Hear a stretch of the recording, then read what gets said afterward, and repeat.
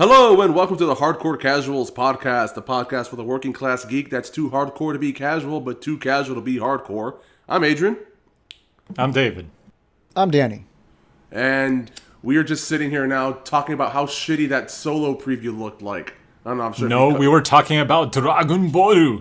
And Dragon Ball Z Fighter Dragon Ball Z. Zero. DB 21-5 and how Majin Buu sucks unless you call him if you're in the middle of a Kamehameha blast, and how Danny would break his controllers because of Majin Buu and Budokai 3. No. And how many fucking DBZ No. games have there been already? PS2 days. Those are sexy. It's not a Kamehameha. It's a Kamehameha. My gosh, Adrian. It's King Kamehameha to you. Because he was the king of Hawaii, and that's why they named the thing after the Kamehameha blast. But whatever. Get out. No, you gotta sound more like a woman when you do it, if you're gonna do Japanese version. That sounds like a dying cat. Dude, I hate Goku's voice in the original Japanese one. It's just Speaking of dying it's a cats. woman, it's a girl. Speaking of dying cats, you should totally watch what's currently going on with the tournament because of Frieza. Wait, how many DBZ games have there been by now? Which is the one? Actually, wait, David. What was the one that you turned me on to back in the original PS1? Giggity? Oh, Final PS1 Bout. DBZ was probably Final Bout. The only Final one. Bout. The only Remember how fucking freaking like clunky those controls were? Hell yeah, that was one of the best. Clunky. It totally hell are you talking Clunky. Dude, I couldn't keep. I don't know. You had it mastered, and I'm here like, why is Goku moving like he had like he's a walking turd? Like I That can't game was fucking- that game was the fucking best. No, Oh, that game you didn't was, know? He didn't know. No, it was too. Dude, try to play that game now. That thing is so chunky. I'll and fucking clunky. play. Bro, David and I will go back to that shit and we'll fucking own it. And then you'll be like, WTF, mate. And then be like, yeah, bitches. Yeah. I don't know. That game. That game was ridiculous. L2FB. It was ridiculous. It was ridiculously chunky. It was ridiculously awesome. You had to just tap like crazy whenever you both had a blast, and then it seemed Oh, to yeah. randomly pick a winner. I'll never forget the times we fucking did that shit. And like our moms would come around the corner and be like, "The fuck is wrong with you two?" And we're there, You guys are like jacking off, or looks like, like you're jacking we off were both of your leaning controller. over in the chair, and we're there freaking furiously tapping on the controllers, and they're like, "Esto lo come bolas." We were furiously tapping on our controllers. That's like a euphemism for your wieners. Yeah, but that was. Peanut. Actually, I remember there was I think there was like there was an RPG on the Super Nintendo. I had it on the emulator, and I remember thoroughly enjoying it. And it covered the Frieza saga and it covered Cell Saga, I believe, and it was quite fun. But it was like an RPG. It was almost like Dragon Quest, but Dragon Ball Quest Z. Dragon Quest Balls. Quest balling Z Dragons GT. You got me. Well, anyways, okay, so yeah, we were talking about Dragon Ball. So wait, okay, final about Budokai 3. No, Fighter Z.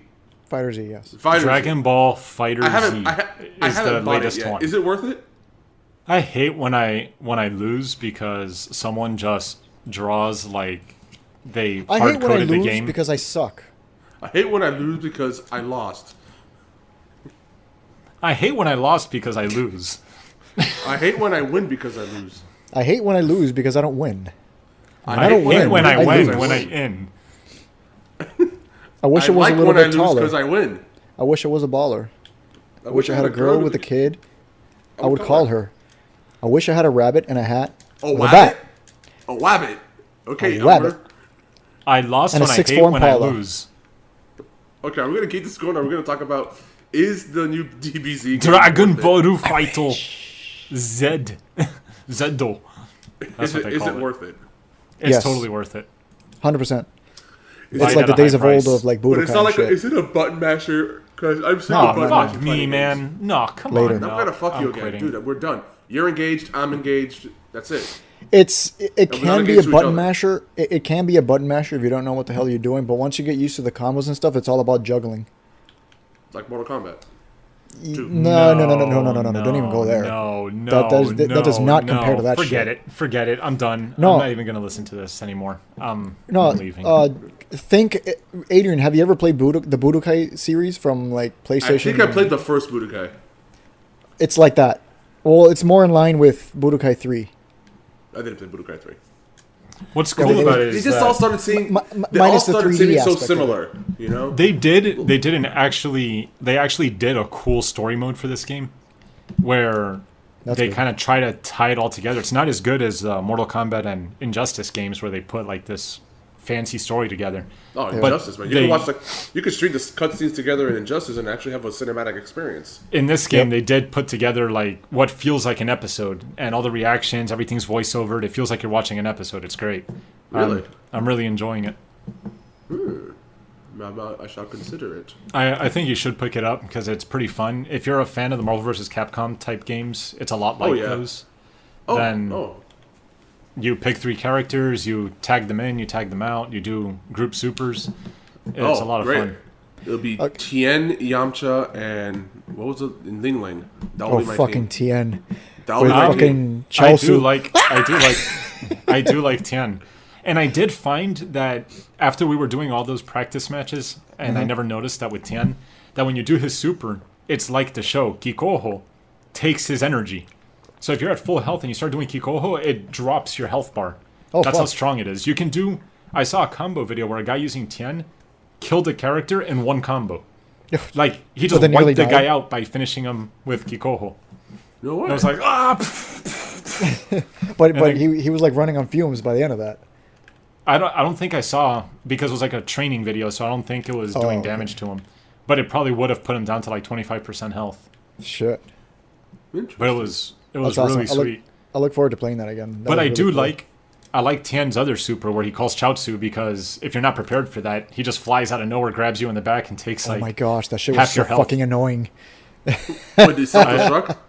He Yeah, he self-destructs. It's a one and done. You can only do it once, obviously. So he fucking does it, and he comes out of nowhere too, and he just goes ah! And he goes Tien, and he explodes. Tenshinhan,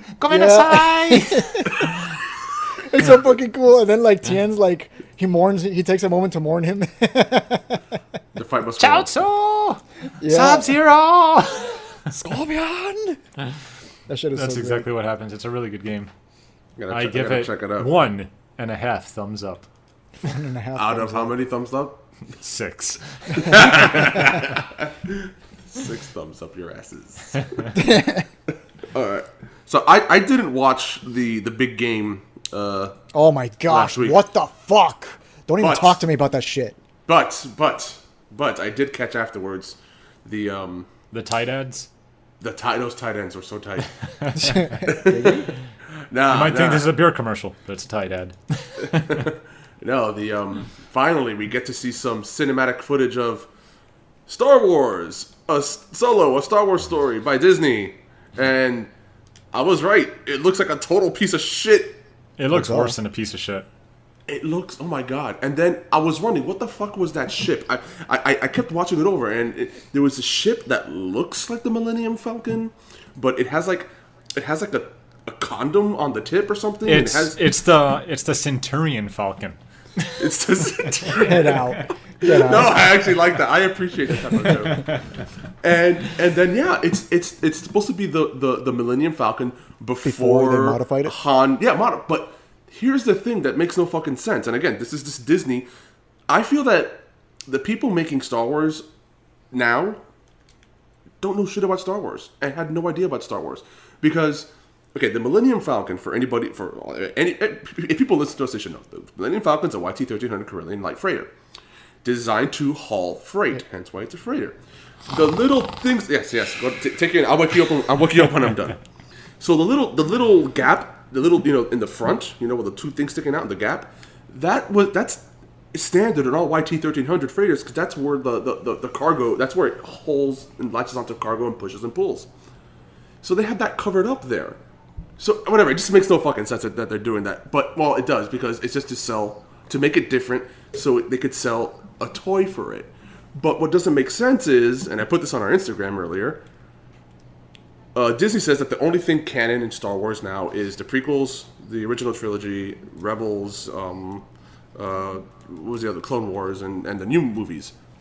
In Revenge of the Sith, you see the Millennium Falcon, as it is in A New Hope and every subsequent film, there. But then, so you're telling me that it went from that design to the design now in the Solo movie, then back to the original design in A New Hope in that little time frame. Just fuck you, Disney. Fuck you. David, how much of this am I cutting out? 2 minutes. We can start now. The point is, the people making Star Wars are not Star Wars fans or know shit about Star Wars. And Yes, we know. the movie looks like shit. I think they do know shit about Star Wars. They just don't give a fuck. Exactly. And they're trying to start it over for the people that have never watched it. Oh, look, Blanca's coming to Street Fighter V. They don't care about... Oh my, Blanca's going to be in Street Fighter 5? Yeah, is Ryu going to be there and Ken? They've kind of been there. Fuck is wrong with you? Because Blanca's supposed to be a stand-up character. Excuse me, senor. Excuse me. I don't understand what... So yeah, I don't think they actually care about the people from... That's funny. One of the Blanca costumes is him in like it's like a mascot outfit. That's really funny. Is his mom there? I just don't know, man. Like, they don't really seem to give a shit. And the people that are getting upset are obviously people that are diehard fans that grew up with it and everything. And their reasoning is, we want to bring in a new generation of fans. We don't care about the ones that have been there before. And I feel like that's kind of short-sighted, because the old generation of fans is what is kind of leading the charge to bring in new fans, because they're telling them about how great it was. And if you piss off the old fans, then they're going to just shit on it. And the new fans are just going to be like, oh, that's another sci-fi shit. And they're not going to have any of that connection to it from yesteryear. Well, that's something that I'm seeing. I mean, aside from in like the Star Wars franchise, I'm seeing that happening in like in a lot of things now, where businesses or entertainment or whatever are not catering to their fans anymore, and actually sometimes saying that the fans the problem. We've seen this happening in films since like Ghostbusters, Star Wars, whatever. We're seeing it happen in the NFL, that they're saying, "Oh, screw the fans. We're gonna do what we want." Hey, why are our ratings so low? It's just like who the fuck are running these companies where they think, hey, let's piss off our fan base and expect to be successful. Danny, your thoughts? Thank you.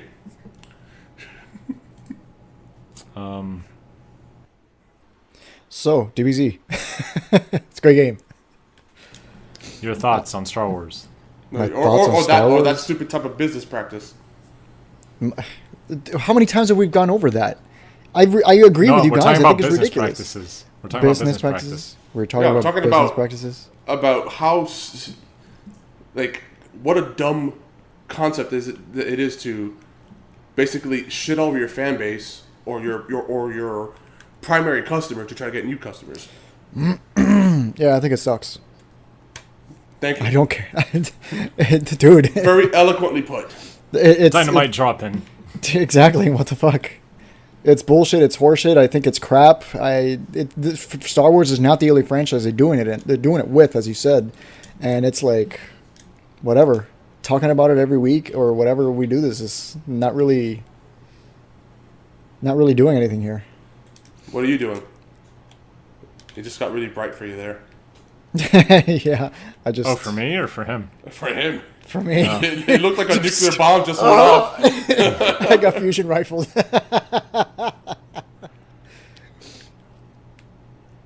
How's that Earth game going? Oh, here we go. It is important time. So does this mean that Dragon Ball Fighter Z is going to be at EVO? Yes. Hasn't it already been on EVO? Oh, they're taking out Marvel vs. Capcom. What? But does Are you that serious? mean... Yeah, Marvel vs. Capcom isn't going to be there this year. Oh, this year, but not permanently. Well, probably permanently if it's not going to be there. Usually the first year it's not there, it continues. Oh. Well, Okay, Fighter Z didn't disappoint casual fans or hardcore players, and the amount of people playing right now dwarfs anything the fighting game niche can come up with without Goku and friends. Dragon Ball Fighter Z was a shoo-in for EVO, which made it even harder to justify Infinite's inclusion. So yeah, Dragon Ball Fighter Z is going to be at EVO. nice. People are playing that game really well. Like, I was getting my ass handed to me by people that were doing fucking what seemed like infinite combos. I'm like, you son of a shit. It just looks like they're mashing buttons. And when I mash buttons, I just get destroyed. Yeah, it's But that was before. That was before I figured out all the combos, and now I'm pretty good with some of the combos, so I should be able to hold my own. Well, that's how it is in most fighting games, especially when they're good like this, people fucking they inhale the game, they live and breathe it even before the game even fucking comes out, like they did with Mortal Kombat X. Like this shit was already an evil before the game had come out, and people were already fucking doing asinine combos and shit that just makes you want to put down the controller and quit playing. Yeah, that's what I didn't like about the demo, like the beta period, that people got too good at it, and Yeah. people that actually got the game when it came out had no chance to even be competitive. Yeah, fucking people that lived and breathed it when the beta came out, it was almost as if the game released for them. So they fucking practiced the shit out of it. Yeah, I'm And not a then fan. now it's basically a huge catch-up for everyone else that didn't bother to deal with the beta or wasn't as hardcore with the beta as they were. Adrian, your thoughts? Yeah. It's shit, man. It's shit. Shit. Exactly. Fuck. Eso no pasaba en Cuba. So then you were saying you saw Bright. Tell me about Bright. What did you think about Bright? Actually, How bright was Bright? Wait, hold on. I'm looking at Street Fighter V's Blanca story mode.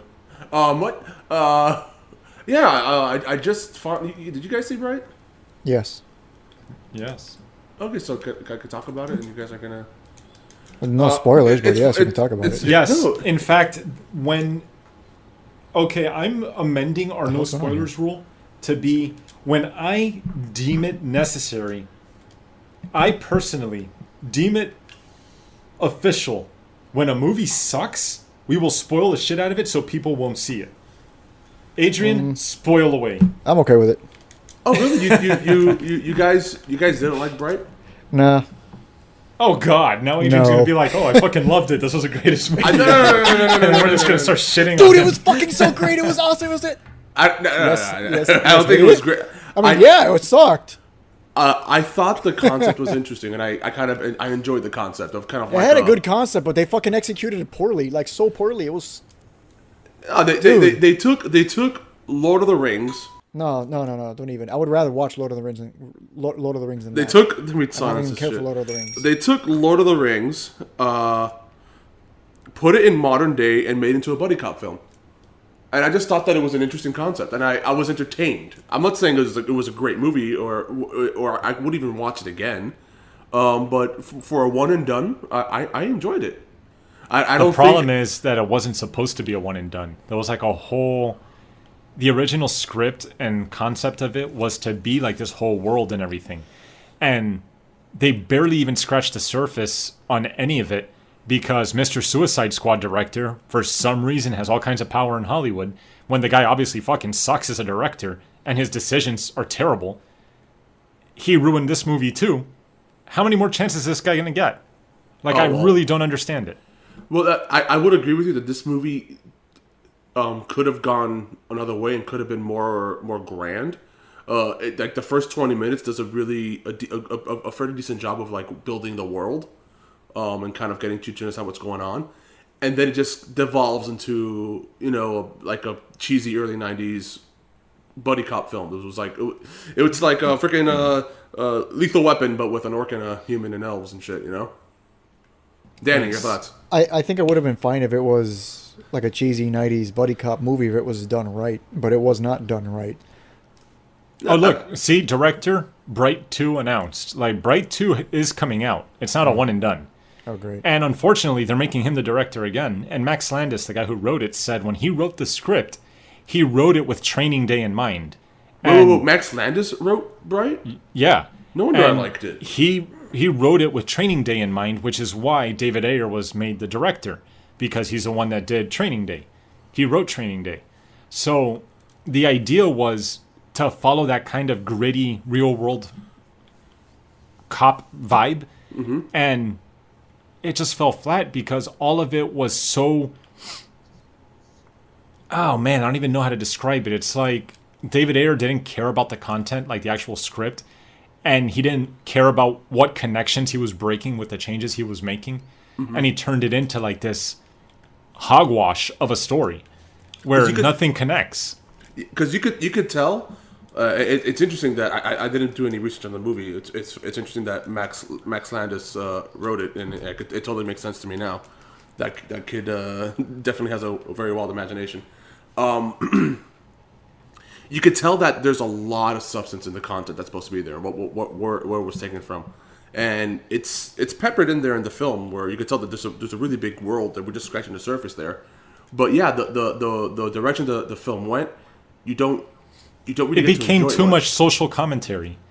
It became almost just a parallel of social commentary without actually living to the story of what the story was about. And then there's like inane amounts of just narrative thrown in your face where it's like, we don't know how to describe these plot points visually, so let's just have someone explain what the fucking movie's about. And then you have scenes like the fucking interrogation where they're basically calling the audience retarded, that you can't figure it out for yourself. Mm-hmm. And the whole thing with this girl, the fallen elf running around trying to get the wand, it was all just horse shit, man. It was just terrible. The original idea of it being a witch was a lot better. And, oh God, don't even get me started. I just felt like it was such like ruined potential, because I've thought about that before. What if you took old Tolkien stuff and you brought it to modern day or the future? If they all grew together, what would it turn out to be like? And that's what that was about. Yeah, which that concept, that's what piqued my interest, and maybe it's what made me watch the movie. And again, like in the first 20 to 40 minutes, I was really like, ooh, where's this going to go? And in the end, I mean, I wouldn't say I was completely let down, but I was like, okay, so it didn't meet my expectations. I thought the film was going one way by the first 20 minutes, and then it turned into buddy cop movie, you know? I still enjoyed it. But yeah, definitely it could have gone somewhere else. It could have been way more entertaining, a lot more deeper than it ended up being. But still, it was fun for just a film to watch once. I guess if it weren't because I had Netflix, I definitely wouldn't have watched it. You wouldn't have gone on your way to watch it. Exactly. It's the same thing as Suicide Squad. If we weren't watching it to make fun of it, I wouldn't have watched it. Holy hell. I can't wait to make you guys watch Fateful Findings and Double Dim. That's gonna be... Both of you have to subscribe to Amazon Prime. Okay, are you going to pay me to do that? So you can watch Jean Claude van Johnson. You know, I saw the trailer for that, and it did perk my ears up. It is the greatest show I have seen in a long time. It is fucking phenomenal. It is fucking phenomenal. It's supposed to be great. It is a great fucking show. It's a parody in Jean Claude Van Damme himself, and it's. You've seen it? I've seen the first 3 episodes, and I have to remind myself to watch it. I can't say that it's bad because I enjoy it when I do watch it, but it's not something that I'm going to be like, shit, I got to watch this now. You get what I'm saying? Because it's not about that. It's not about watching it for like, oh, what's what's going to happen to him, or like, what's the story? It's like, it doesn't leave you on a cliffhanger. Right. What's great about it is like, it's a fucking comedy, and it's not a comedy. It's a non-comedy comedy. That's what's a non-com? Great.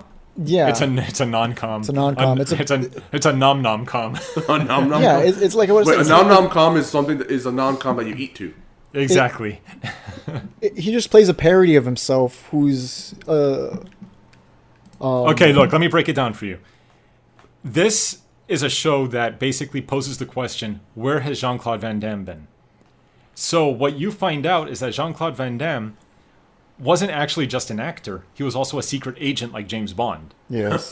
And then what happens is... Which I think is funny. I like that. Jean Claude Van Damme ends up retiring, and he's just out of the game. But then he meets this girl he reconnects with this girl that he liked, and he finds out that she's still on a job. So he wants to reactivate himself to get back into the business of espionage, which is Jean Claude Van Johnson. So what he does is he goes on movie sets as Jean Claude Van Damme to do his espionage as Jean Claude Van Johnson after the camera stopped rolling. It's fucking great. Dude, that sounds awesome. He uses movie career as a cover. Again? But what's so awesome about it is that the director and the writers, whoever they are, they nail so many fucking random funny shit that happens in life. Like, for example, one of the running gags throughout the show is that... I'm going to spoil a little bit of the first episode. It's kind of funny. But it's not like huge spoilers. It's just like this little moment to give you an idea of the kind of comedy that's in it. He infiltrates this place, and he runs into a guy that looks just like him. And then he goes, "I'm your future self." And he holds his shoulder. And the guy's like, "You're a time cop?" And he goes, "Yes, I'm a time cop." And he goes, "You can't be future me." because the same matter cannot occupy the same space. Yes. So he reiterates what happens in Time Cop. And he goes, but no, not like Time Cop. I'm like Looper with Bruce Willis. where you can interact with each other. And he goes, but no, Time Cop is a better movie. And Jean-Claude looks at him. That kind of humor. And Jean-Claude looks at him and he goes, I like your taste. So it's like, they have those kinds of moments where they just hit these little funny sections where they're making fun of Jean-Claude's career, but then they also do things in real life that everyone struggles with. Like, do you have an Alexa device? No, I do not have malware in my home. What, are you seriously asking that But question? you know, like that kind of stuff, like Yeah. talking to Siri or talking to Alexa. There's like a whole random scene in the show where a Russian guy is talking to an Alexa, but it's called Alexi. So he's like, Alexi, show the kidnap footage. And it shows like birthday cake footage. And he's like, Alexi, damn it, the kidnapping footage. So it's like they have these little moments of fucking hilarious shit that it's serious stuff. But, oh god, it's just so fucking good. You gotta watch it. It reminds me of... It sounds like Simpsons humor, which I like. It reminds me of a better version of, I don't know if you ever saw it, If Looks Could Kill with Richard Grieco Never back in saw the it. 90s. Jeez. That was a parody of James Bond type movies. And it's kind of like that. It does like the espionage shit, but they do like these stupid things in there where they parody the genre. But in this one, it's serious, but it's a parody. It's so fucking like, I loved it so much. I was like, I need to keep watching more of this. Especially if you've only seen the first 3 episodes, Danny, you got to watch the last 3. Okay. Or the last 5 or whatever. Yeah. 'Cause- I'll continue watching. Because I've only seen the first 3, and I enjoyed everything that you've been mentioning, but like there hasn't been enough to like give me the like, oh shit, this is awesome. Because So I if you're- watched it just because I was out of stuff to watch, and it's not like it kept me going, like, oh, what's going to happen in the next episode? It was just a fun watch. Because it was Okay. there, and I was like, okay, I'll watch the next one. But it was just so good. Like, none of the episodes leave you saying, oh, well, that was a kind of slow or boring episode. They all have fun Oh, okay. action to it. Very nice, very nice. And to give you a cliffhanger on one of them, oh god, it's so fucking great. The episode ends where he goes, I know where we're gonna go. Somewhere no one will ever find us. Where he takes that person will fucking melt your brain. It will melt your brain. If you want me to spoil it, I will. No, but no, I no, feel no. like I can't do that because when he Can you text it to me? No. Just text it to me. do you Don't- want me don't- to spoil it to you? Yes, I want you to spoil it for me. Are you sure? Fuck are you showing your phone? No, because you can text it to me. Are you sure? I'm holding my phone. I will text it to you. Text it to me. I want to. You can hear my laughter. Okay, so a place that no one will ever find you. If it's a Chuck E. Cheese, then I look forward Remember, to this seeing is Jean Claude Van Damme saying it. He goes, "I'm gonna take you somewhere where no one will ever find us." his house. Arizona. See now I'm waiting. I just sent it. And What the fuck was that? Wait, there's still one there in in that universe. what's so fucking awesome is when they go there, they do like a full training montage. There's like a full-on training montage there. It blows your fucking mind when you see in the that. location. In the location, Is they the do location- a training montage? Okay, but that because I don't want to. Is the location is No, it's its like all prime? it's no, it's like condemned and all that. Oh, kind okay. of stuff. It's like how it would be right now. Exactly If there how it were- would be now, but it's if so there were fucking one. great. That's they hilarious. still have like the props inside and like all The kinds of shit. logos and everything. That's fucking hilarious. That is It fucking is hilarious. awesome. Like the sense A. of humor that they had in this. I like thing, that humor. It is fucking awesome. I think you'll you would die laughing watching this show. You'll really Shit, love and it's it. only on Amazon Prime. Amazon Prime. It's a Amazon Prime original.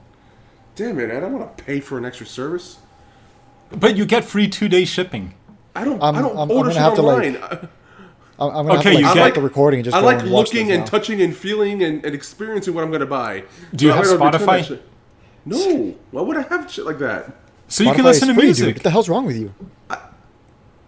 But Amazon Music is like Spotify, but you don't have to pay for it because it comes with Prime. Why do you guys pay for music? I don't pay for music. I'm not paying for music. That's what I'm saying. It comes with Amazon Prime. This guy's lost his shit. You're paying for Amazon Prime. You're paying for music. Because it comes for 2-day shipping. I get everything on fucking Amazon. Everybody else does I don't have too. to You're pay the for only shipping. one I that get gets it. it I bring because it home from you the work store. at the fucking mall. Adrian, you are literally the only person that doesn't fucking get anything from Amazon Prime. I don't get anything from Amazon. Amazon's fucking fuck that shit. Oh shit. Yeah, because Amazon's eating into your industry. It is. You're Fuck like, you. Curses, Amazon. Hashtag resist. I told you last time it's futile. It is futile. Oh, I was gonna go to a very dark, dank place. Don't do that. I'm not Don't- gonna. No, you don't have to drop edit it any out dank anyway. memes. You would have to edit it out anyway. You would give me the look.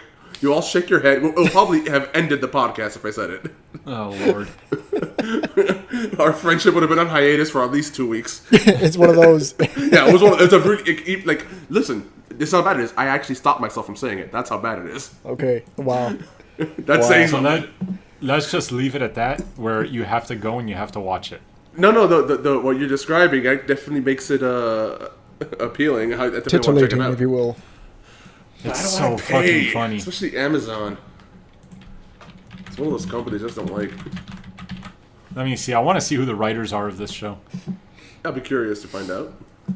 Geniuses. Creator, Jean creator Claude is van Dave, Johnson. No, Dave it sounds like Callahan. Simpsons type humor, which I love. Dave Old Callahan school is the Simpsons one type who humor. Yeah. made it. Oh, and the way the show ends is just like, what And the fuck? survey says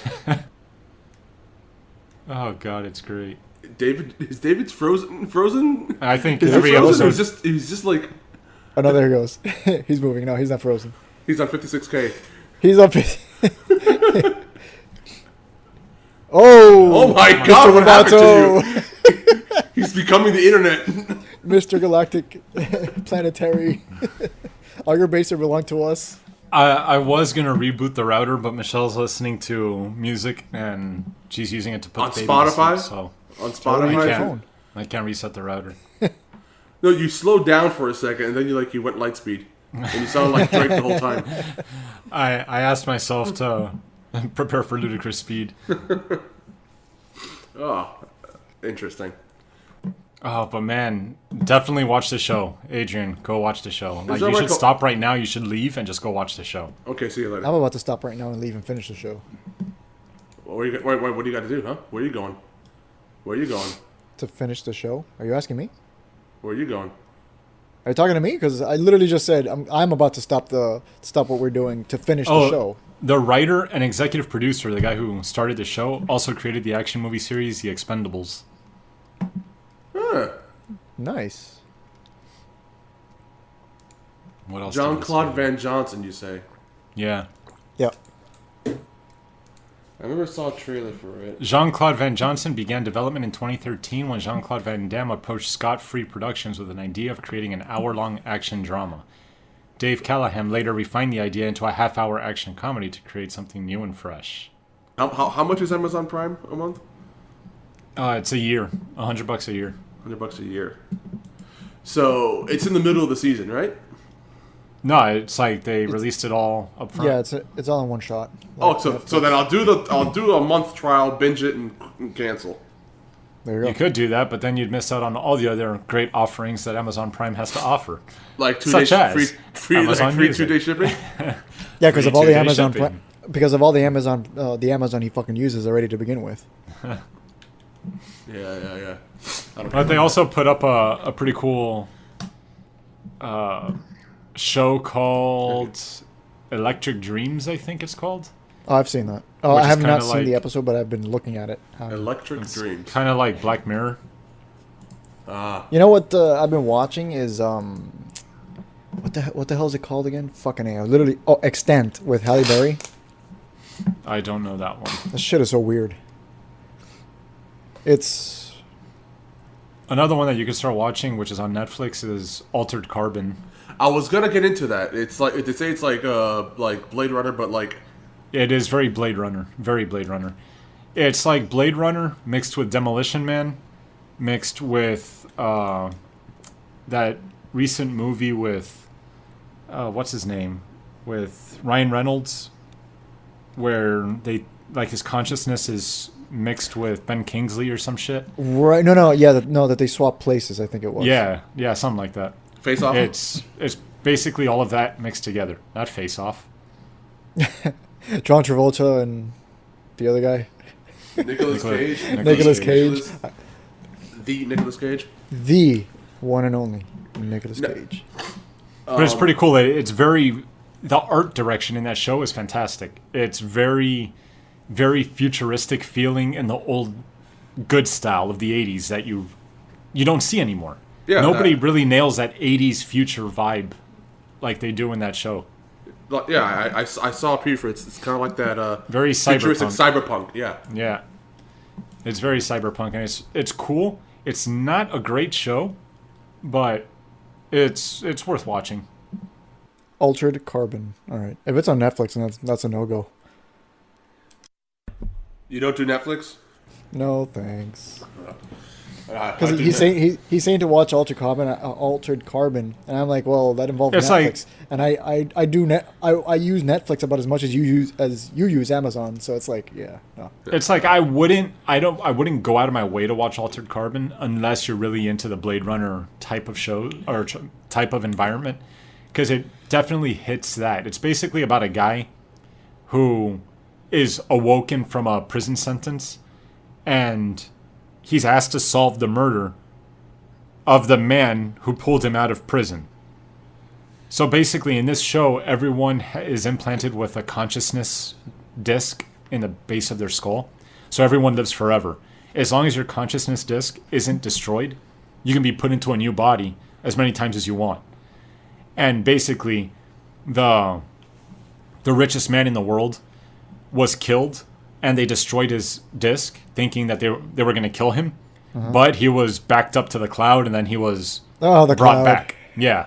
And he was brought back. So then he went and pulled this guy out of hibernation to solve his own murder. And basically, that's where the Blade Runner stuff is happening. This guy he wakes up, he's put on this quest, and now he's just going around kicking people's asses, not caring, and trying to solve the murder. Is he a replicant, though? You don't know. Oh. Actually, in the show, these people are called... he's called an envoy. And apparently, the backstory of the show is that there were these people called envoys that were totally against this use of technology to make people live forever, and the loss of privacy.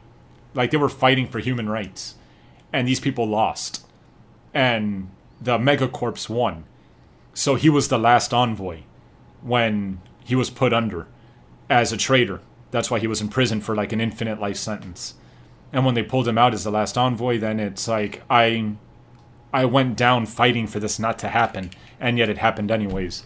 So he's all like, and even more ironic, he's being used for it now. Exactly, and that's what pisses him off even more. And he's trying to find a way to set himself free from the binds which hold him. And it's an interesting show. It's not great in the way it's written. I think RoboCop, the new RoboCop, is the guy who's acting it. Let me see. Let me confirm. Your audio suddenly dipped to low. That's your fault. There we go. You're back. Fine. Nope, it hasn't changed. No, yeah, I heard that too. No, it hasn't changed. Okay, fine. I believe you. Let's see. Yeah, right there, Adrian. You sound like you're. Yeah, this guy. The guy from RoboCop is the main actor. Cool. The new RoboCop. The original RoboCop, or no, the new RoboCop. No, the new one. Okay. No. All right. Oh my God! I forgot he was in House of Cards. How did I forget that? Kevin Spacey? Kevin Spacey is RoboCop. He's also Rick Flag in Suicide Squad. Yes, he is. Oh, I was thinking about that. That's on my my bucket list to watch. Altered Carbon. I also watched The Ritual, which is pretty cool, on Netflix. What's that? Man, you have Netflix and you say you got like all these things and you don't watch any of it. Like, what's the point of having Netflix if you're not going to watch any of it? 2 words. The Office. You're just watching The Office all the time? And It's Always Sunny in Philadelphia. Why are you wasting time on that shit? You're The fucking IT crowd. sitting there watching 2 fucking shows on Netflix, but you're not gonna fucking sit there get Amazon Prime for one show. What the fuck is wrong with you? Wait, hold on. Actually, Also, don't all forget, of that- now that it's... Hold on a sec. We're only a few days away. You guys also have to go on Netflix and watch Michael Bolton's big, sexy Valentine's Day special. You know that this whole situation sounds ludicrous, if you will. So I'm at a loss. Actually, oh, wait, no. Now I'm seeing it. Yeah, no, Maria and I started watching Ritual. story Maria and I... Captain Jack Sparrow. Oh, did you see Michael Bolton's big, sexy Valentine's Day special? No, well, the last one. What? It wasn't there one last year? Yeah, it's last, yeah, but I gotta watch it. it's becoming a Valentine's Day tradition. You gotta watch it every Valentine's Day. Oh hell, no. Yes. Why do you, I can't why do believe you always you have a haven't gun? watched- I don't have a gun. Can't believe you haven't watched anything on Netflix. That's ridiculous because Actually, you're watching no, It's Always Sunny in Philadelphia. Fuck No. off. Actually, Maria and I did start watching The Ritual. It didn't captivate me. What? How much of you did you see? You watched the first episode. It's a movie, I not mean, a we TV watched, show. no, we watched. Sorry, yeah, we watched 20 minutes of it. I'm looking at it right now. Is this only? No, we watched That like was 20 minutes of it, and I awesome. was like, fuck it. We do something else. I want to see the first episode. It's a movie. You, sir, have been watching the wrong thing. No. Wow. And then I also tried to watch Cloverfield Paradox, and I couldn't. I was gonna try to watch that next, but there's no way that you could start watching The Ritual for 20 minutes and not be into it. That's impossible. No. With the way the movie starts, there's no way that you can just watch the intro and be like, no, this movie sucks. No, I remember This we isn't for turned me. we turned it off, and then Maria had the control, and then we put on Shudder. What was that show that we started watching? Black Lake, I think, on Shudder. So you guys subscribe to Shudder, She subscribed to Shudder. and you don't have Amazon Prime.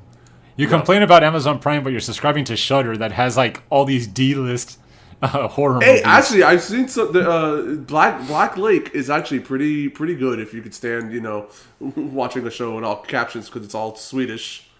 No, thanks. And then what was the one that we saw the other night? Actually, yeah, we saw this one. Actually, we saw this one after we finished Black Lake. What's it called? Jesus Christ. Mayhem? Is it called Mayhem?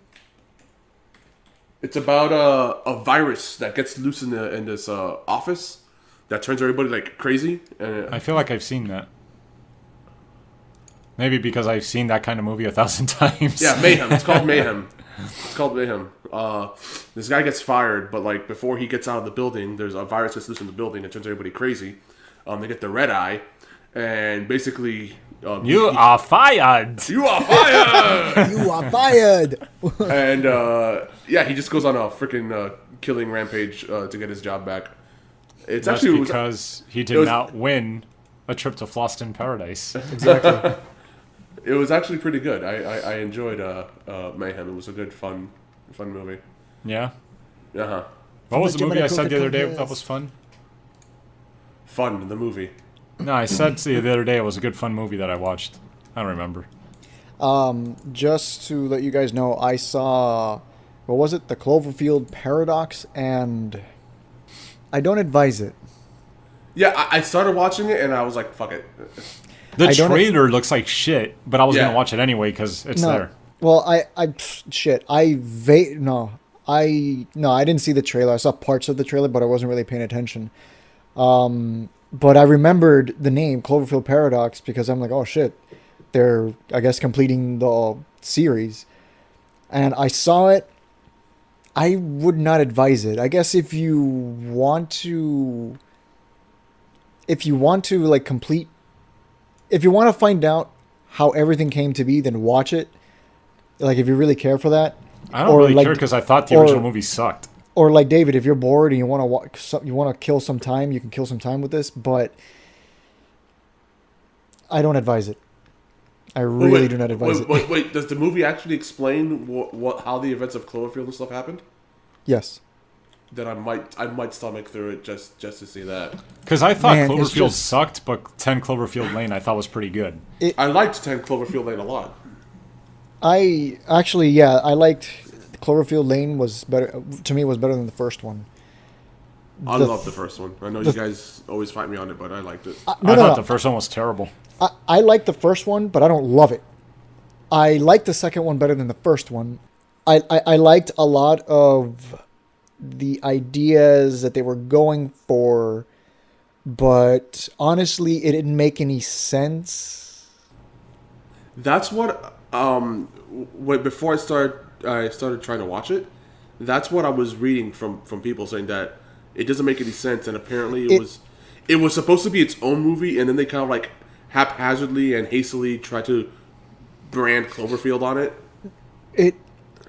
It made sense, but when you're watching it, you're like, what the fuck does any of this shit has to do with the events of the first movie, which they do explain, but at the end of it, you're kind of sitting there like, what? Okay, Oh, did I really have to go. sit here for an hour and a half figuring this shit? So watching this basically, shit? I'm reading an article here on Polygon that says that obviously Cloverfield Paradox isn't a good movie, but what happened was it was supposed to be a box office release. They took it back because it was in trouble for a really long time. Sources say the movie needed some work, and while Abrams expressed an intent to get down to business in post-production, it was too little too late. Several sources suggested that Abrams' attention may be taken up by his unexpected new assignment, the final installment of Star Wars Skywalker episodes, which he signed on to in September after firing the director Colin Trevorrow. So I guess he's doing, what, episode 9 now? He's doing episode 9. And The Cloverfield Paradox would have cost Paramount... Oh, sorry. This said it cost $40 million to make. It would have cost them more money to promote it before a theatrical release. And then the bad reviews would have killed it. So they decided, fuck it, let's just put it on Netflix.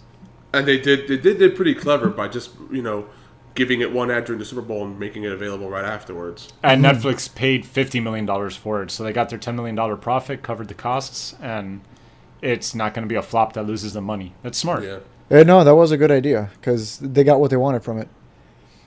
I hate to go back, but you just brought something up that not Ryan Johnson. Abrams is doing the last of the what they're calling the Skywalker saga now in Star Wars. We talked earlier that Ryan Johnson's doing another trilogy, but did you guys hear that the dudes from Game of Thrones, was it Weiss and the other dude? Just tapped them to do their own Star Wars trilogy. So now there's going to be another Star Wars trilogy beyond the Ryan Johnson one. So there's going to be these standalone movies, like Solo, Obi-Wan, whatever. Now there's going to be the Ryan Johnson. And now there's going to be Game of Thrones Star Wars. You know what's going to happen? They're going to fucking... Everything that Disney has done up until this point is going to be, like, cast aside, like, the original extended universe.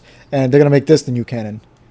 That would be awesome, but How awesome would it be instead of the opening crawl? It's going to be Game of Thrones. Like the galaxy built it like that. You see Tatooine and the little. And it's just like in a galaxy.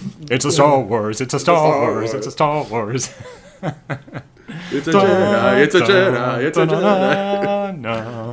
Jedi. Like, you guys know I'm totally like, that's it. I boycotted Star Wars. But if there's anything that can bring me back into wanting to watch Star Wars again, would be to see those two guys make a movie, depending on what they make it on. No, I don't think it's them. I think it's them. They did a good job of just adapting Game of Thrones, George R.R. Martin stuff. If someone were to take George R.R. Martin and tell him, write a new trilogy for Star Wars, that I would be into. Exactly. Everyone dies. And then Luke Skywalker comes out and dies. But isn't that what happened? Spoilers! You're going to see Luke Skywalker... Darth Vader gets his head cut off. Luke Skywalker gets lost, and then... But it's not about people. It's not about people dying. I think what George Lucas was trying to do in the prequels is what George R.R. Martin would have done correctly. Because in the prequels, George Lucas was trying to do this whole political intrigue bullshit with the Senate and the Congress and all the crap that was happening. If that were done by the man of Game of Thrones himself, he would have made that entertaining. And it wouldn't have been a bunch of people yelling in a fucking gigantic room with a bunch of aliens with fucking Jar Jar in the corner. It wouldn't have... It wouldn't have sucked as much. Well, here's one thing. I just think would be really cool if this were to happen. Imagine the Game of Thrones dudes, and they do the Kyle Katarn trilogy. No? Okay. Crickets. That would get me excited. As much as I would want that, I don't think it's ever going to happen. Which Oh, no, is what makes me sad. Just by you bringing it up makes me sad, and that's why I don't even want to I know it's devote not any gonna thought happen. to it. I know it's not going to happen, saddened but, you know. Because that also means they have to bring Luke back, and they have to do everything, and then, and it's just not going to happen. You don't really got to bring Luke back for the Calcaton thing. I mean, not as a main Yeah, because character. he's second in command. Nah, he could be like a hologram when he's doing his own shit or whatever, you know? Like Tupac. He can be. No. Wrong. Or like at the Oh, Super Bowl, it'll be like See- Prince at the Super Bowl. Well, no, they didn't do Prince at the Super Bowl. They didn't do a hologram. No, they did a projection. Yeah, because Prince said he wouldn't want to do that. He thinks he thought that was demonic. He thought it was demonic. Yeah. Dude, someone's dead. Leave him dead, dude. I don't want no CGI Tarkin. What the hell? I don't see you. You have like no camera. I just hear you Yeah, that was just chuckling in my creepy. ear. That was just kind of creepy. I don't know what you're chuckling at. It's like, what You the be fuck? fondling your dog's balls and chuckling like that. God, for all I know. Oh, holy hell. What are you playing? I'm The playing Deadpool Division. 2 trailer. No, with Cable. Danny's playing. Oh, yeah. He's playing something. I see his finger. Yeah, I'm playing Division. Okay. No, you haven't seen.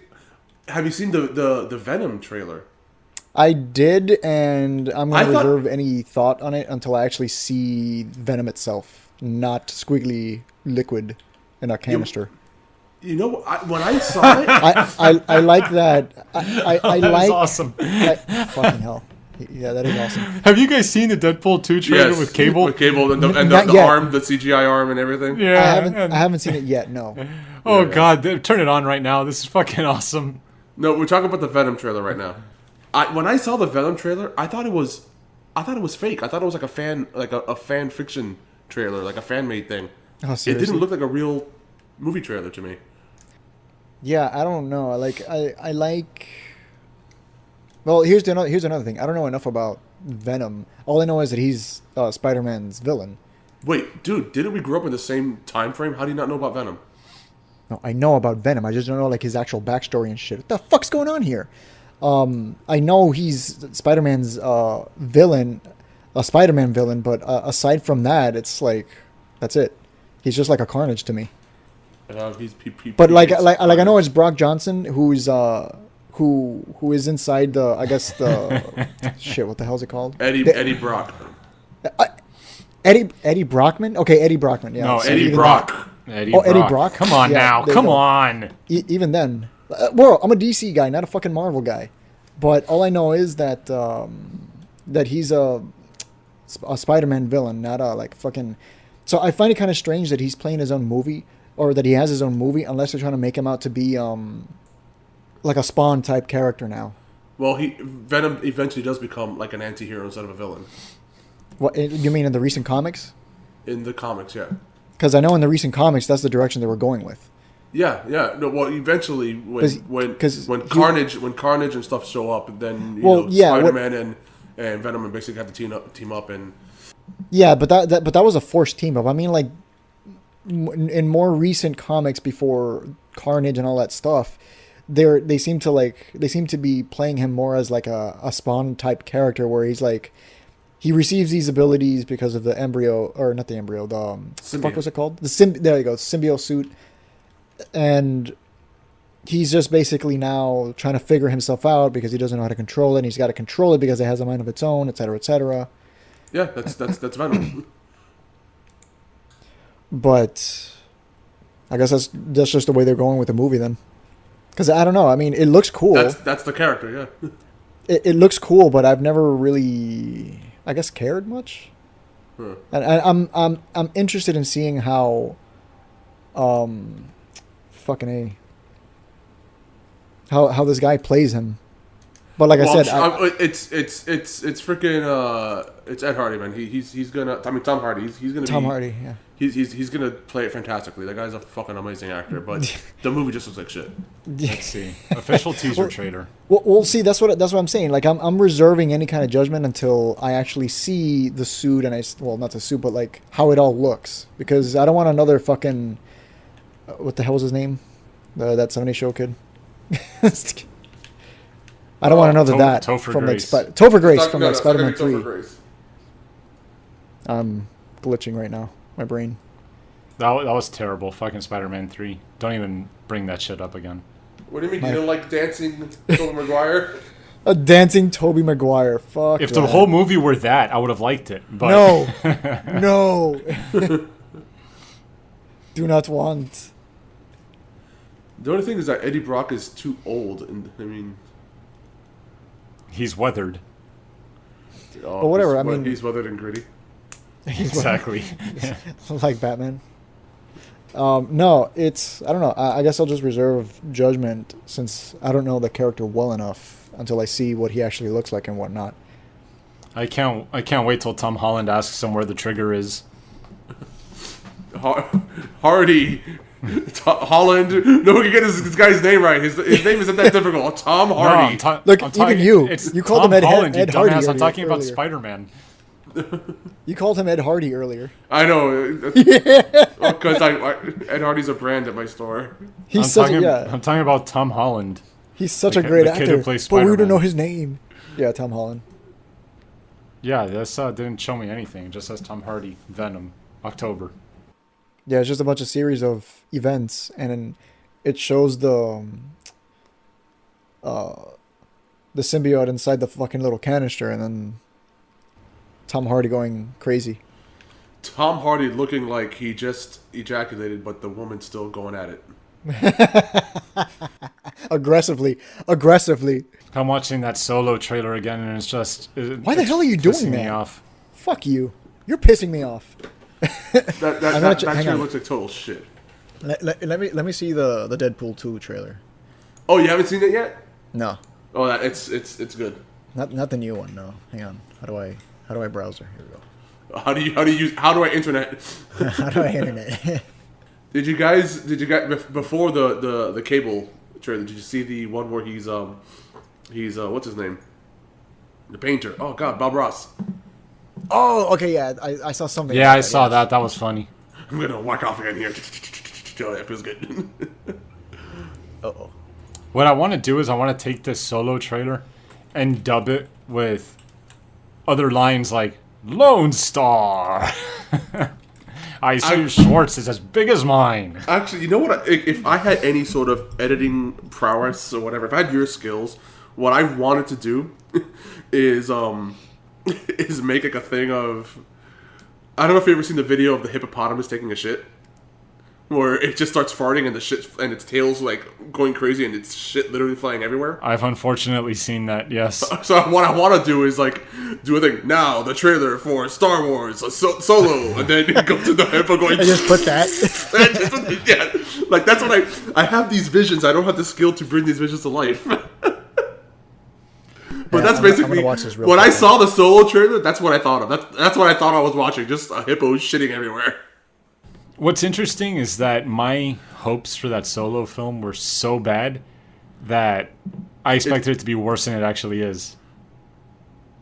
Your expectations were, this is where it is. Here's rock bottom. You went all the way down.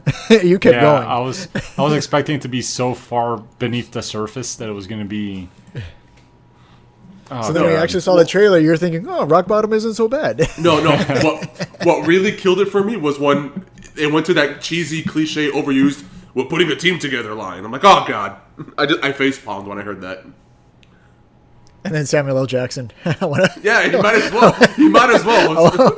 He could be Lando's dad. I want to talk to you about the Avengers Initiative. I don't remember seeing a Man of Steel 2 trailer. Wait, what? That's because there isn't one. That's probably No, fan watch out. made. It could be one of those fake ones. It probably is. Oh, so it turns out the Justice League $1 million mustache bullshit was actually real. It's... Yeah. It was for reshoots, though. Yeah, it was for reshoots It was for because pickup apparently, shots. and actually, I heard what what they were reshooting. I heard what the original one was, and I actually like the original one compared to what I fucking saw. Can't believe they're doing an Ant-Man 2. Oh gosh, They're bringing in the Wasp. I hate that fucking movie. Like I'm cool with the actor, but man, fucking movie. Lawrence Fishburne is in it. That's one of the... It's like, I really respect some of these directors that are put to make these kinds of movies. Because, like, I would not be interested or excited at all to make this film. Which film? Ant-Man. Oh. Because, yeah, like, Paul Rudd and Michael Douglas are pretty cool people. But still, I would have no desire to make this movie. Nothing about it would excite me. You know, I didn't see Justice League, but you mentioned the mustache thing. Now I'm looking at it. I'm like, oh my god, it's terrible. Oh, the mustache was for Mission Impossible. Yeah, but like how the bad editing was to remove it in the pickup shots. It's really yeah, bad. here we go. Game of Thrones creators to produce new series of Star Wars films. Yeah, so there are more Star Wars films now, you know, on the table, like in pre-production, whatever proposed, than exist right now. All right, I just saw the Deadpool 2 trailer. And Reach for the sky. Reach for the sky. That was good. That was cool. Again, there's nobody who could be a better Deadpool than right now. No, of course not. That guy was fucking born to be Deadpool. So David just pulled up the article talking about the Game of Thrones people. Okay. And I just mentioned that there are more Star Wars films now in pre-production and like what's slated than exist at the moment. Look, okay, so here's my thing. Oh wow, it's so big. Giggity. This has been the hardcore.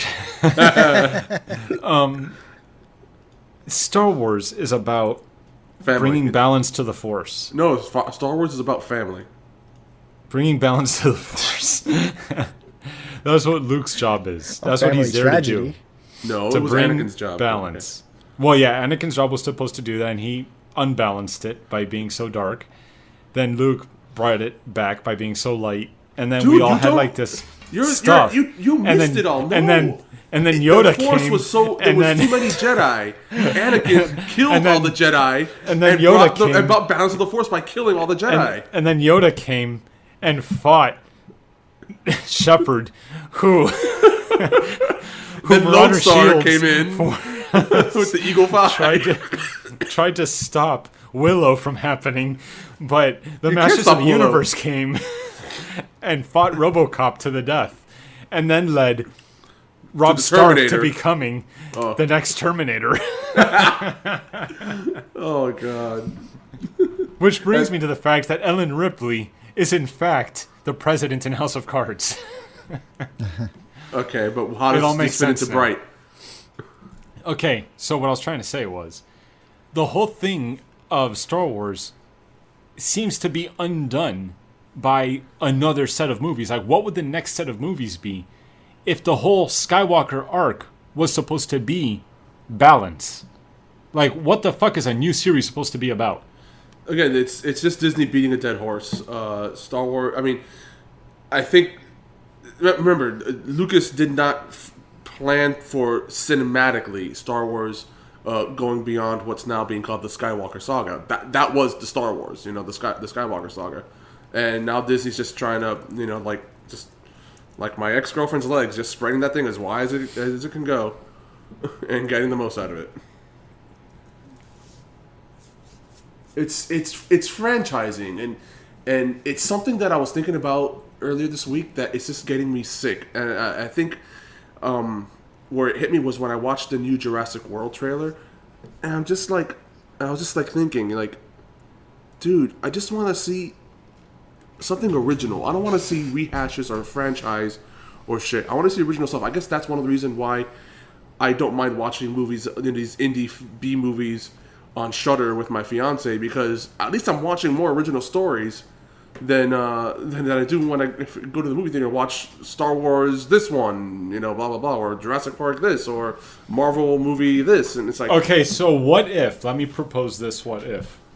What if the Game of Thrones guys are not doing a new trilogy, but they are going to make Knights of the Old Republic?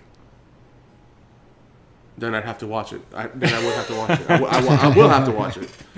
If I'm going to see Revan on film, then yes, I'll probably watch it. At least, and the thing is, they're writing and directing it. They're not just directing; they're writing it.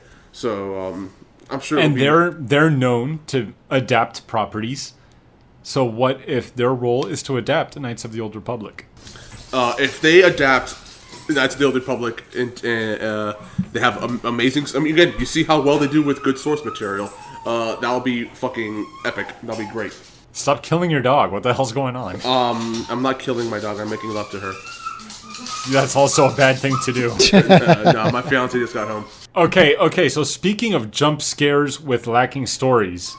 Speaking of lacking stories, on Netflix, there's another movie starring the kid from 13 Reasons Why called Open House. Under no circumstances should anyone in this world watch that movie. Okay. I was suckered into watching that movie because I was like... Who sucked you off to watch that movie? I said I was suckered in. Not sucked in. Suckered in. You were sucked off? I thought suckered in was the proper English way to say somebody sucked you off to do something. Shh. Don't question me. That movie is hot garbage. Why? Why do you ask me for an explanation? I'm telling you, it's hot garbage. Just take it. Look. The movie presents this premise of a family that loses their father, so they go and move into like a cousin's rental or like second home or some shit. They move in, and suddenly a bunch of weird shit starts happening, and they're like, "Oh my god, something's happening here, whatever." And the cops are like, "Oh, it's probably just some crazy kids." That's the explanation throughout the whole movie. The whole point of the movie is that they move into this house that supposedly they're trying to sell it. So for a couple of hours on the weekends, they're supposed to leave the house because every weekend there's going to be an open house. They very poorly go into this narrative, so you don't really know that that's actually fucking happening because it's so poorly told. And then when the movie ends, they're being like traumatized by weird shit happening in the house and then getting harassed by some unknown assailant. And when the movie ends, you never even find out who the assailant is. It was just some random guy who does it to open houses. And you're like, what the fuck? That movie sounds like shit. It's beyond shit. Beyond shit. Now that's a movie we should make. We should make a movie called Beyond Shit. Beyond shit. It'll be a movie about all the movies that are beyond shit. Star Wars. Called Beyond Shit. The Beyond Shit. A movie about family. S.C. Johnson, a family company. Oh, you guys. God, it was so bad. Like, definitely don't watch that movie. Oh, the one I was remembering that I thought was a good time was Before I Wake. You should watch that with Maria. That one was good on Netflix. Before I Wake? Yeah. I'll give that one a shot. That one was good. Good. But you know me, I'd rather watch something that's suspenseful, unlike the jump scares. It has jump scares, but it's a fun movie. It's a fun horror flick. A fun horror flick like Evil Dead? No, Evil Dead is like a parody of horror. I know. Even though I've been watching that too, Ash vs. Evil Dead. I've been finally watching it. Oh yeah, what do you think of it? It's there. I mean, it's a little too slapstick for me, but that has always been what Evil Dead has been about in the Sam Raimi but stuff. I think it gets a little bit more heavy-handed with the slapstick with the show. Because I liked Evil Dead, the remake that they did, that was like all bloody and all crazy, and it ends with the Ruby. which makes no fucking sense that it did that. It made no sense, but I liked it. I liked that they did that. Yeah. I knew it. Fucking Knack was coming to PlayStation Plus eventually. It only took them like 5 years to do it. But speaking about PlayStation Plus, because I do want to buy one, but when the flip is Final Fantasy VII coming out for it? Dude, Oh. if you're no man, no. If you're gonna wait for Final Fantasy VII, grab a Snickers bar. You're gonna be here for a very, very long fucking time. If you're gonna get a PS4, you might as well just fucking get the PS4. I have a feeling Final Fantasy VII is going to be a launch title with the PlayStation 5. I'll buy a PlayStation when I know when, because I would hate to buy a PS4 right now. And then like David said, Final Fantasy was a launch title for on the 5. What else would you be interested in playing on the PlayStation? Again, there's no really exclusive games. I mean, games that are exclusive on the PlayStation that I can't play on PC. There are a lot. None that appeal to me. None that make me want to Uncharted buy. doesn't appeal to you? No, You don't like the Uncharted games? no. I bet you if you played them, I have. I played like Uncharted 3. no, you got to start at the first one and play through the story and feel the love of the story. Feel the love of the story. Yes. Feel the love. How about Shadow of the Colossus? That's one. That is one I may consider, especially now that with the remake. Shadow of the Colossus will blow your balls. I played the original one. David, It'll blow your balls. I'm But I surprised would you're love not to I would religiously love to- playing the remake.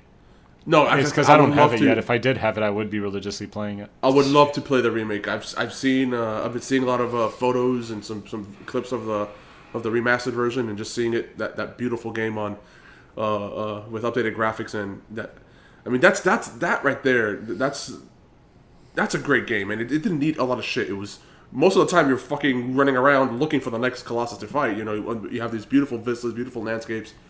You're just galloping around, and then you get to one of the bosses and you fight him, and you'd have to figure out how to take him down. I mean, it was a relatively simple game, but beautifully done.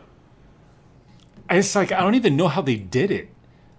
There's something about it where the world, everything about it makes you feel so small.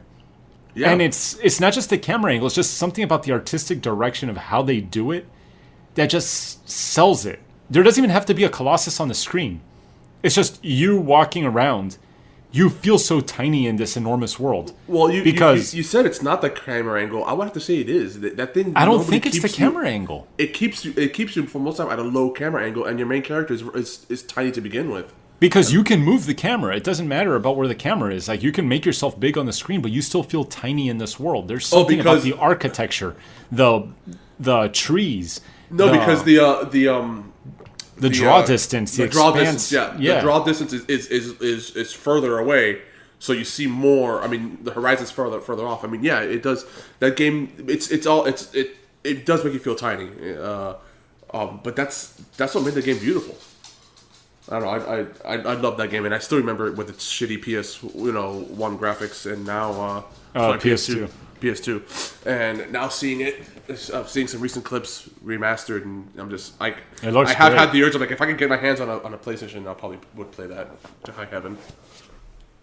It looks freaking great, and they just do such a great job in that game to sell that world and that environment. Because look, it is very Zelda-ish in terms of, like, especially the new Zelda. Yeah, And yet, the new Zelda doesn't sell that feeling of being in such a large, massive world. And the thing is, like, look, you can play Skyrim. You can play games that actually are large, huge open worlds, way bigger than Shadow of the Colossus. Yet, when you're in Shadow of the Colossus, you feel like it's so much bigger than being in Skyrim. That's what I'm talking about. It's such a weird feeling. I think one of the reasons why, because I mean, I do get, because again, I'm still playing Breath of the Wild. I'm 211 Korok seeds away from having all 900. I've been doing a lot of exploring on that world, and no, that does give you a good feeling of how big the world is. But again, I think it is the draw distance. With Shadow of the Colossus, there's basically nobody else. It's just you and your horse and the enemies, and you just see nothing. There's just so much nothing. There's so much space between everything else. I think it's that. I think you just nailed it. I think it's the negative space. Yeah, It's there's a lot the of use negative of space. nothing. The use Skyrim, of nothing there's is what something makes everywhere. it. Yeah. Breath of the Wild, there's either like some rubble, a tree, a mountain, or that's whatever. exactly it. It's the Shadow use of of Colossus, nothing it's that empty makes it space. feel so. Yeah, that makes it feel so big, because you're in these large open deserts. Yeah, so that way when you finally get to something, even if it's a freaking tree or whatever, a bridge, it's substantial because it's only thing you've seen for like when you're running around. Which is for 5 cool minutes. because it feels like you're really out there, lost in this environment that you're like you really are in the Forbidden Lands, and you're the first one to be there, and who knows how long. All of that is just that game is so fucking amazing. And again, it just goes to show, and I say this with any art form, film, music, video games, whatever. And I'll never forget, it was something that my band teacher told me when I just started with music. This I one always time wanted at to be- band camp. Shut up. And I wanted to be, I wanted to make sure the audience heard me, and so I would either play very loudly or try to do a lot of little tricks and drills or whatever. And then he taught me a very valuable lesson where, like, dude, sometimes less is more. Especially like even with music, the empty space. Forget about adding notes. Add some empty space to make the notes that you play count more. And it's true. And yeah, it's same thing with Shadow of Colossus. That empty space, that negative space, that space between your last fight and the bridge you get to whatever. It just makes it count, and it's beautiful and it's subtle. It's like when you're in the desert Simpleness. and you fight the flying thing. Oh yeah. The desert is, when you get there, you're like, man, this desert is huge. And when that thing, you look into the sky and you see it flying, you're like, I'm supposed to take that thing down? Yeah. Because you see this massive thing flying through the sky. And it's huge. And then the desert is huge. And you're this itty bitty little dude with a horse. And your little toothpick for a weapon. Yeah. And you're there jumping off its back and stabbing it and stuff. Have you seen people speedrun that game? Where they kill Colossi in like one hit? I saw one where he was able to jump up him and not have to take out his like arm guard or whatever. There was a way that it was I don't know. People have a lot of time on their hands to do this shit. Because what they do is like they use the momentum where it does a certain launch and it flings you into the air, and then they stab at the same time or something, and it hits their weak spot for massive damage. On these historically accurate giant enemy crabs. Oh god. That's why you should get a PlayStation. Now this is based off of real battles in Japan. Now here we have a giant enemy crab. That was like one of the greatest moments in like E3 history. Oh god, yeah. Giant enemy crab. But you should just look at what other games are on PlayStation if you're thinking about getting one, and just see what else can I play that's not on the PC. Now I will definitely get it once, because again I don't want to buy one and then we're launching the PS5 and Final Fantasy VII Remake is the launch title for it. Like fuck this, because the new PlayStation is going to be backwards compatible. I can get the Shadow of Colossus Remake on the new one and play it there. I don't want to have to. They haven't done that in a long time. Backwards compatibility? Mm-hmm. Oh, it will be. It will be. What they're doing right now is just using their streaming service. Yeah, the PS Now. When you think about it, Final Fantasy VII might still come on the PS4 because we're still waiting on God of War. And God of War is definitely coming out on the PS4, not the PS5. That's true, yeah. No, but remember, Final Fantasy VII is going to be episodic, and they're still working on the first episode. I mean, they're putting so much detail into it that even just the first episode is taking this long to do. And there's going to it could end up being like a digital-only thing, where it doesn't come out on disc or anything. It's just a series of digital releases.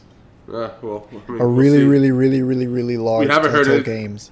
Yeah, good things. We haven't heard shit about that for what, 2 years, I think, right? I am not really interested in Final Fantasy VII Remake, to tell you the truth. Oh, God. Why not? I would be if they took out all the parts of Final Fantasy VII that I thought sucked and I can't stand. Like what? And left only the good parts. The whole thing was a good part. What are you talking about? No, there's a lot of parts that Name feel one like bad a waste part. of time. What's that part where you go through like the fucking caves and the caverns and shit, that you have to go up a mountain into a town, and I forgot what the hell you're even doing there. You had to do that but there's a couple that times. part. That part that sucked. There's the part where Cloud cross-dresses, which I thought sucked too. That was funny. He had to infiltrate a brothel. But what was the point of that? That was just for laughs and fan service. It was a stupid segment. That wasn't needed in the game. Yes, how was he going to get into the brothel? Look, let's take... What was the Final Fantasy VII movie where Cloud fights Sephiroth and... Advent Children? That makes no sense? Yeah. Uh-huh. Let's take the good parts of that, where it's like the battle sequences, and like this is why Cloud and Sephiroth have problems. This is why there's problems in this world. Let's play that game. Let's not play the game that sets up this long exposition of world problems and shit. I don't want that. Then, dude, you're going against Final Fantasy. That's one of the things about Final Fantasy, especially the best ones, was that there was all this other stuff. There was really good world building. Like Final Fantasy for a 6. new Final Fantasy, I want that. I don't want to replay a Final Fantasy that already did that. Give me Final Fantasy VII Remake that takes out all the fluff. Just give me the story that I liked. But I like the fluff. Like I want to start up the that disc. Vincent is Sephiroth's like stepdad in a way. I don't need that shit. I want to start up the disc. Adrian I want to fight Sephiroth. to get fluffed. I do love getting fluffed. I want to start up the disc, fight Sephiroth. That's it. Cast Knights of the That's Round. all I do. And then see the credits. The David version. The David version. Wham bam, thank Start you. up to. Knights of the Round. You win. Like Rogue exactly. Credits. Like That was cool. That was a game- good waste of $60. The game starts with him jumping out of the train like it originally does, and then he just Sephiroth is there. I've come to fight you. Who the fuck are you? Bitch died. Yeah, exactly. Surprise, motherfucker. I want the game to start. It says press X to cast Knights of the Round. I click it, and then the credits roll. That's it. You don't do anything. You don't even move the joystick. It's just one button. Wasn't there a game that did that? The game would say, "I'm here just for the story." That's the easy mode option. It starts up, you click the button, and that's it. The end. It wasn't like there was a game where you did that. It was just like press this to win, and it was just like that. Like you got to like a boss fight, and like you would win no matter what you did. You just have to press the button. I forgot. I like games that do that kind of thing, where at the very beginning of the game, you could actually beat the game or end the game. I've always enjoyed that. Like I think I mentioned it before, in Amnesia, I think it is, where right at the beginning of the game, you could turn around and walk out the front door, and the game ends. Credits. And it's just credits. I think that's hysterical. All games should do that. Because there are moments, especially in horror games, where you're approaching the horror environment and you should just say, nah, Nope. fuck this, I'm out. Be like, nope. I choose not to participate. And ding, achievement. The fuck this, I'm going home achievement. Yeah, exactly. And then you should get an auto platinum for that, because you were smart enough not to endure the horrors. That's funny. No, I do. I like games where you have that freedom. Like again, like Breath of the Wild, where you just start the game. Okay, I'm gonna fight Ganon. You'll die, but you can do it. Yeah, that's always been the cool part about Oblivion, Morrowind, Skyrim, all those Elder Scrolls games, that you could just go do the end game shit right off Or the not bat. do it at all. I'm just gonna buy a house and that's it. Stay in the house. Yeah, and Live the become a rest of your serial days. killer, become a serial killer saving trophies, or marry a donkey, or do whatever the fuck you want. Yeah, those games are ridiculous. No, I remember in Oblivion. I didn't do so much in Skyrim. I don't know why, but in Oblivion, I would go around just mass murdering everybody with the Grey Fox hood on, so I wouldn't get arrested. I remember that game had some fun to it, but I feel like its time has passed. Oh yeah. Just like it's very controversial for me to say, but I think Grand Theft Auto's time has passed. That is very controversial. It's one of those games where... But simultaneously, you are correct. It's one of those games that the technological achievement of what Grand Theft Auto 3 did is what made it so huge. And that's kind of what happened with Morrowind. The technological achievement of what Morrowind did was amazing. And other games have caught up to that already. Yeah. So it's not special anymore. It's not something where we haven't seen this a million times. Yeah, it's like, what's next? Yeah, like especially with Grand Theft Auto, where it's like, oh, go to the marker on your map, talk to this person, and they'll give you a mission. You can only do that so many times before it's like old as a motherfucker. Mm-hmm. There's got to be better ways to do that, and I feel like Horizon kind of did that a little bit better, but still, it's the same thing, the same open world sandbox. I'm looking forward to the Spider-Man game. I wonder if that's going to do it any better. I did see the preview for that, and it made me. It looks good. It made me think of like how much fun I had playing the Spider-Man 2. Yeah, on the PS2. Oh yeah. Well, I had it for GameCube, but still. You and your fucking GameCube. Hey man, we had good times on the GameCube. We did have good times with it. The Yeah, GameCube good was times. was pretty good. I did enjoy my GameCube. Playing Resident Evil, Resident Evil 0. Oh man, I Smash love Resident Brothers. Evil 0. You know, WrestleMania I was telling 17, WrestleMania 18.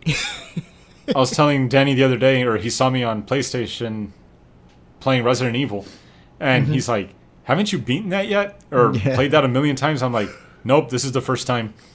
Because I played it on the GameCube, but I always went like an hour into the game and stopped. I never, for some reason, I kept on losing my interest about an hour into the game. And then Really? now on the PS4 is when I finally played through Resident Evil 1 the whole way for the first time. What did you think of it? I thought it was good. I liked it. It sucked. Danny review. No, it's like- it would have been funny if, like, after all that, it's like, fuck, it sucked. I should not have played. I was right the first time. I shouldn't have played it. I don't know.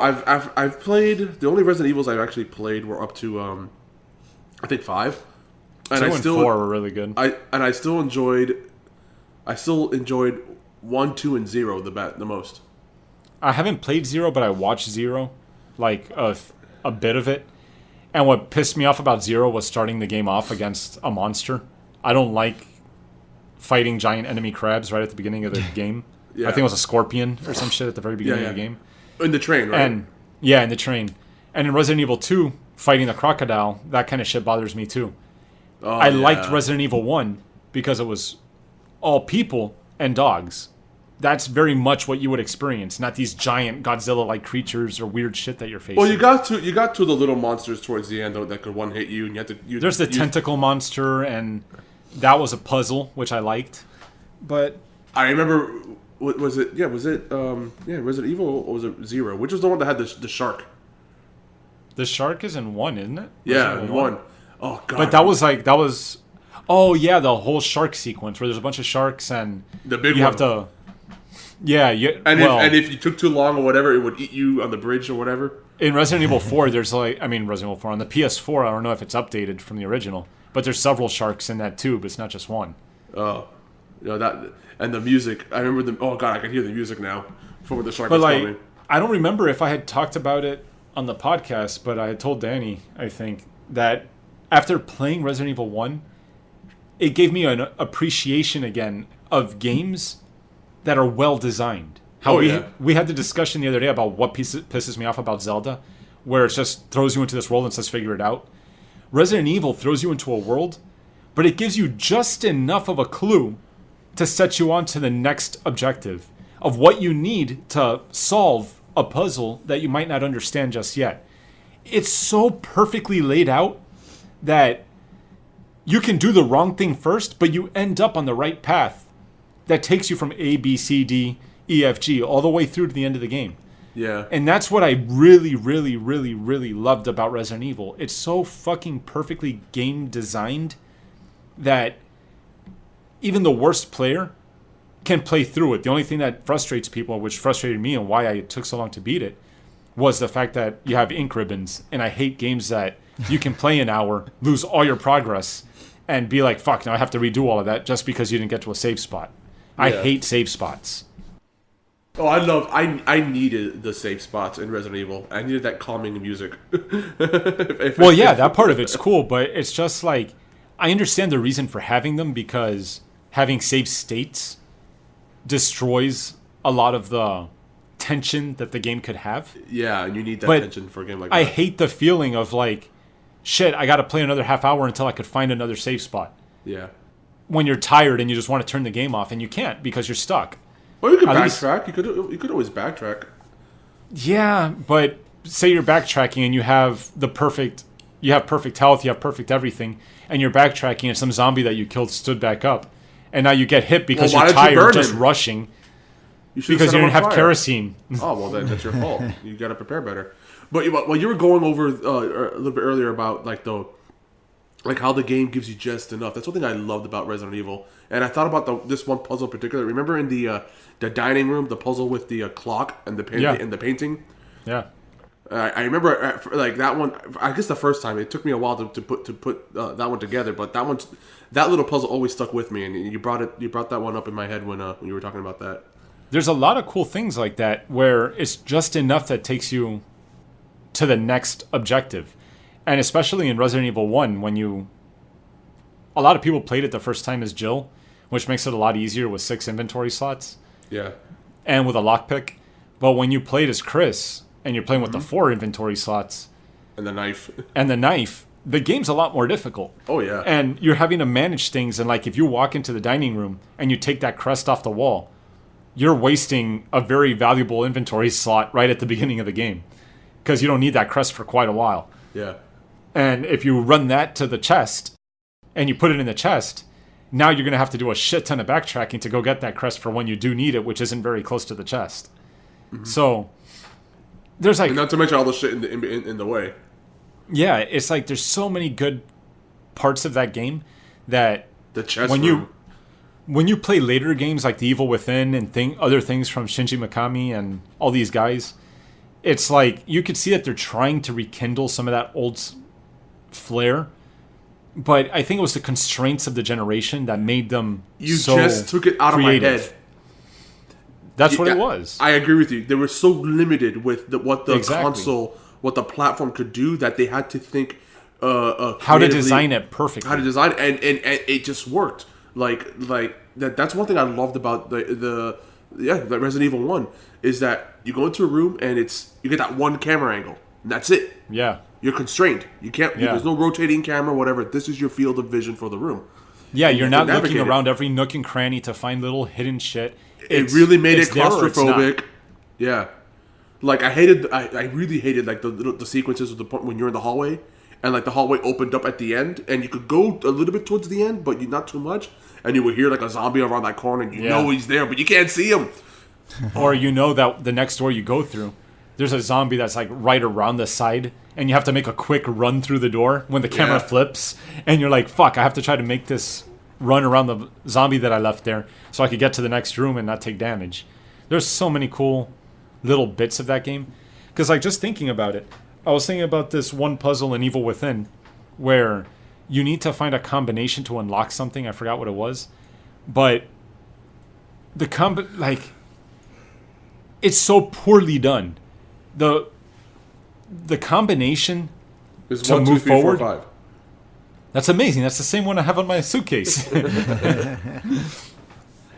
But it's there's a painting, and it says something like, when you see the painting, you know that this is associated with one of the combinations that you need.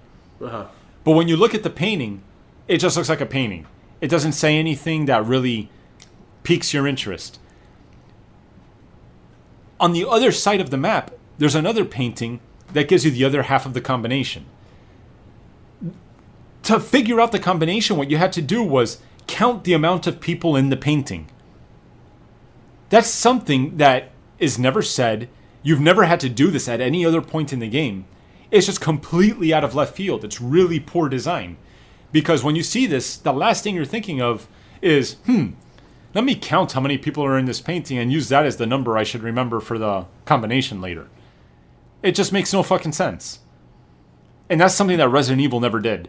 Resident Evil always hid it in a way that maybe the little text thing would tell you something like, oh, there's something interesting about their position in this painting. Yeah. Which clues you and you're like, I should take note of the position in this. That's just my 2 cents. I agree. I concur. I concur. This has been the Hardcore Casuals Podcast. We're 3 childhood friends whose motto is just good enough. We're hardcore about a variety of topics, but too casual to be experts at any of them. Be sure to join us next time on this journey of mediocrity. I'm David. I'm Adrian. I'm Danny. I always throw the call out every time, but check us out on Twitch, twitch.tv/thehardcorecasuals, and check out our YouTube channel and see what crazy things we're up to. Thanks a lot for joining us, and we'll catch you next time. No. Well, yeah, all your base. Higher base. That's David, it. he's digitizing. He's digitizing himself. He's uploading his personality into the internet. He's pixelated. Oh, he's not. He's just frozen from. Oh, there he goes. He's moving. He put his headset down. Oh, he's walking away. Whoa, holy shit! He teleported. Wow! He teleported to me. Oh god, I swear that was he moved entertaining. like Flash, and then he disappeared. All right, go do your thingy. I'm Adrian. Danny. Well, my dog ate all my homework last night.